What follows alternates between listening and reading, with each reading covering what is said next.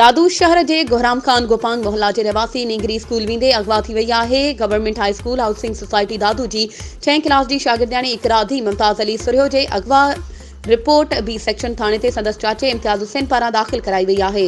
जॾहिं त अगवा थियल नींगरी के वालिद मुमताज अली सुरियो पारां पिण एहतजाज करे एसएसपी दादू ऐं वसवारनि खां नोटिस वठी ॻोल्हा जी अपील कई आहे। मुमताज अली दायो आहे त छंछर जे ॾींहुं इकरा स्कूल वेंदे अगवा थी वई आहे, जंहिंजी ॻोल्हा लाइ बी सेक्शन थाने ते रिपोर्ट दाख़िल कराई आहे, पर पुलिस को भी तदारुक न कयो आहे। खेसि एसएसपी दादू नोटिस वठी धी जी ॻोल्हा करे ज़िंदगी बचाई वञे।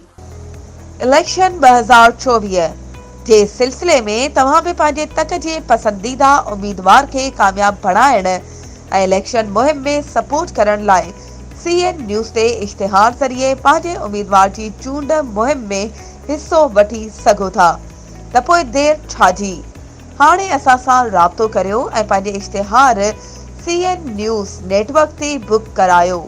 वधीक राब्ते लाइ व्हाट्सएप नंबर 03447223464। तेज़ तरीन news network CN news plus.